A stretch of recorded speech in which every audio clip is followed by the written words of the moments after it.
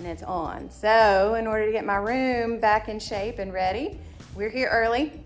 I have my awesome helper today. My middle little is here to help me. But I'm gonna give you a little preview of my room before, and then hopefully after. So little elementary music room setup today. Here we go. All right, so here's my room, what it looks like right now. Set up for summertime where we got a little trash going on right here. I'm able to leave some things up in the room. Those hopefully, those are kind of old, so we're gonna hopefully replace some of that black faded stuff. Got my timpani there that need to be set up. I have my rugs that haven't gone out.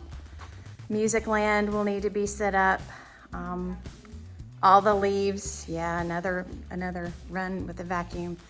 Listening lounge moved where it needs to go. Bulletin board put up, desks, piano coming out.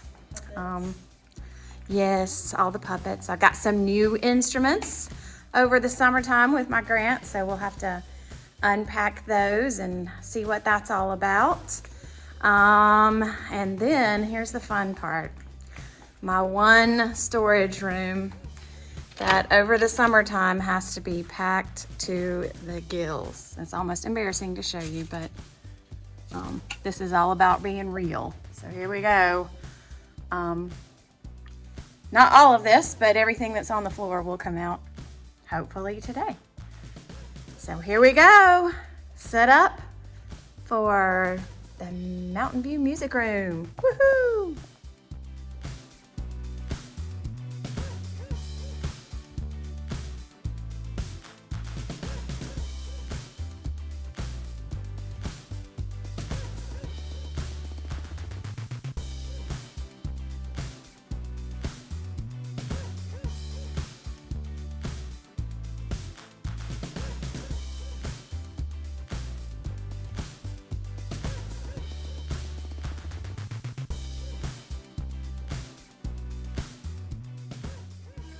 All right, so setup is going great. Got a great little helper there helping me get my ukulele wall going. I want to take a minute to talk about Glockenspiel organization, and I'll get to orchestra and all that stuff. But this has been a process for me. I've stressed over how to do Glockenspiels for years now and how to keep the bars and all that stuff. And this was a process that I came up with last year that worked really great, and I hope to continue that this year.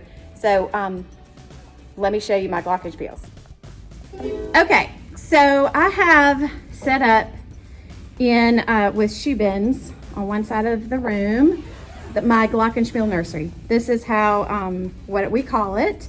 This is where the babies go, and the babies have to have special treatment. There are the baby cradles. These are actually little TV tray, dinner tray kind of things that I found at Five Below. So I got a set of those for all my Glockenspiels. Then on each shelf, I have them labeled with a number.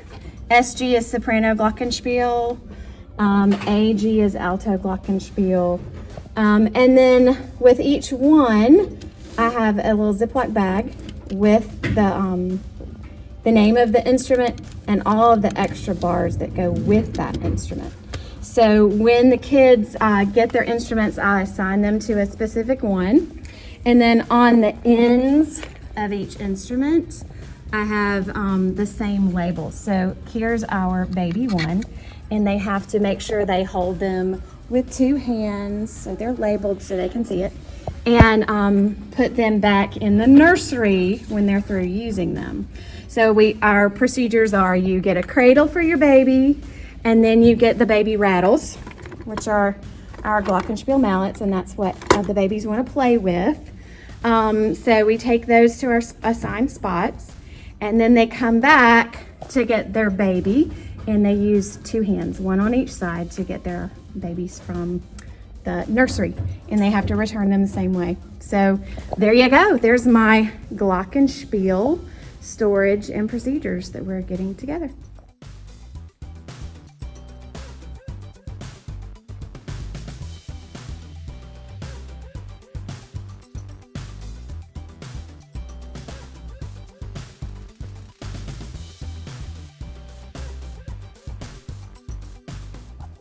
All right, coming together a little bit. Next thing I want to take a minute to show you is how I set up my sit spots in a circle. This is a little trick that I learned a few years back from a music teacher meeting.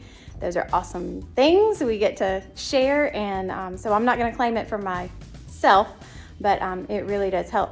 In order to get that circle in the middle, so the kids know where to sit in this big open space, then I use my parachute. So I just put that out and then kind of put the sit spots accordingly around the outside of the parachute, and I get a pretty cool circle. So I usually set up for about 30 students because we have on average between some classes up to 27, 28, just depending on how the numbers shake out, and it's usually my bigger kids. So even though I do set up the parachute, I'd set the sit spots out a little bit further to give them space. But I love it because it's a great way of organizing. I organize a lot of things by color. So I can say, okay, if you're on a red dot, go here. If you're on cool colors, go here. If you're on warm colors, go here. We do a lot of grouping that way. So let me show you how I do. All right, so this took me a while to figure out. Way too long. I have a music brain, but not a math brain. So I set out my parachute, and then I have 6 colors of sit spots that I want to put around the parachute. And I figured out that my parachute has 12 sections. So did a little bit of math and figured out that for every 2 colors, I need 6 spots. So that means red starts here, then I did a purple dot here, and then moved on to a blue, then a green, then a yellow, then an orange. And after I got those initial ones in, I am just filling in the gaps with the colors that go in between. And I figured out that if I use my handy dandy little ruler, then I can do use that as a spacer, and then use that same thing for each one, and then about 15.5 inches between each one, and it varies a little bit, but that gets my circle.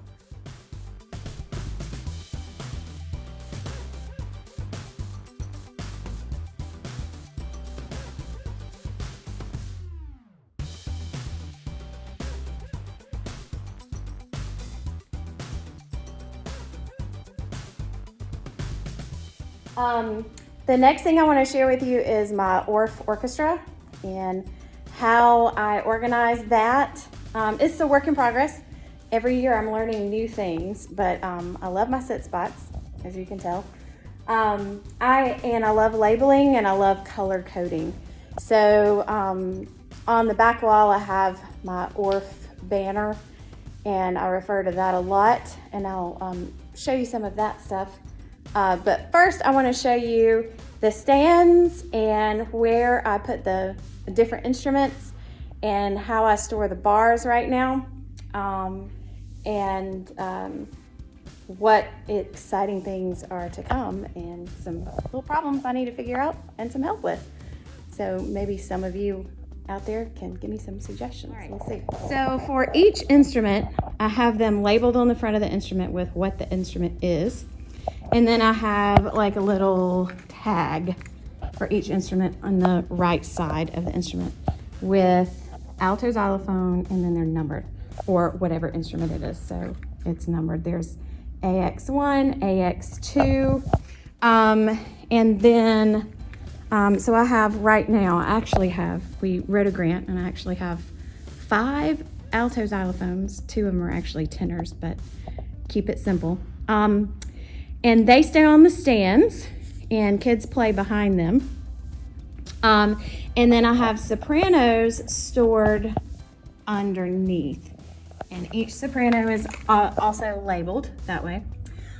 They are on rolling carts, so the carts move. That's really cool. And on the floor underneath, I have labeled sit spots so kids know where to put the instruments. So here's SX1, soprano xylophone 1, with a little label right there, soprano xylophone 1. So they know that particular instrument goes on the shelf right there. And then each one of these little dots right here, so there's like 4 little purple dots, represent where the wheels go. And right down on the ground right there is alto xylophone 1. So if we move them for percussion ensemble or anything, concerts, rehearsals that are in here that need more space, they know to put this purple alto xylophone 1 on the purple alto xylophone 1 label down below. And it helps me not have to tell, okay, that's where that goes, that's where that goes. So it's pretty simple as far as all that goes. So there we go. All my altos and sopranos labeled that way. Then I have, this year I'm trying something new. I'm doing all the metallophones on their own row because I don't always use metallophones.